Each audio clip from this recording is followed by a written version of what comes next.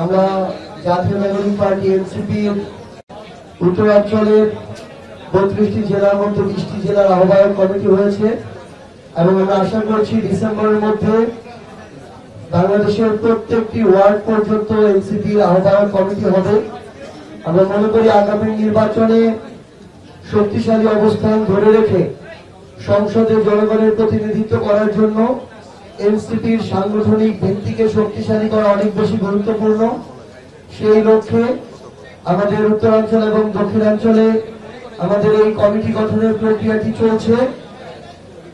বিগত সময়ে বাংলাদেশের গতানুগতিক রাজনৈতিক দলগুলো তাদের পুরনো কালচারে মাঠ পর্যায়ে যেভাবে ইকুয়েশন হিসাব করত, যেভাবে মানুষ আগে দলের নাম দেখে মার্কা দেখে ভোট দিয়ে আসত, এখন বর্তমানে মাঠের সেই অবস্থা আর নেই।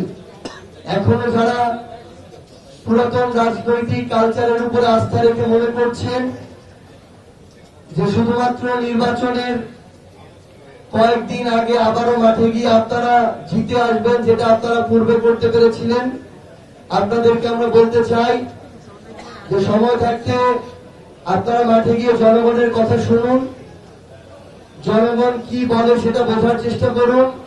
কারণ আপনাদের অনেক স্থানীয় পর্যায়ের নেতা কর্মী হয়তো কোন একটা জেলায় 5 জন 10 জন মিলে এমন কিছু কার্যক্রম সাধারণ মানুষকে হয়রানি ভোগান্তি শুরু করেছে যে শত শত মানুষের জীবন অতিষ্ঠ হয়ে উঠছে। এগুলোকে পাশ কাটিয়ে আগামীর বাংলাদেশে নির্বাচনের কয়েকদিন আগে মাঠে গিয়ে ভোট পেয়ে জিতে আসার কোন সম্ভাবনা নেই।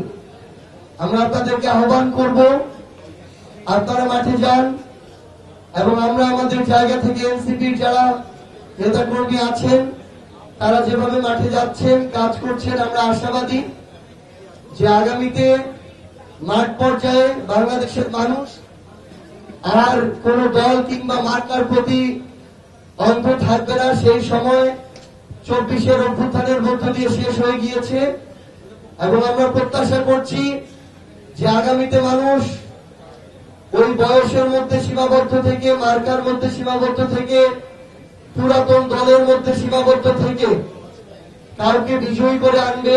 এই সময় শেষ হয়ে এসেছে।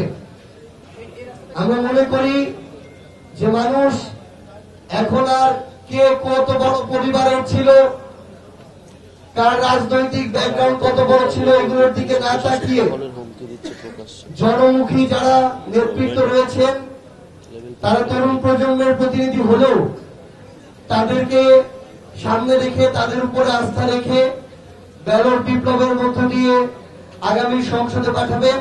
সেই লক্ষ্যেই আমরা জাতীয় নাগরিক পার্টি এনসিপি কাজ করে যাচ্ছি। ইনশাআল্লাহ আপনাদের সাথে আবারও দেখা হবে রাজপথে এবং বিজয়ী হিসেবে সংসদে।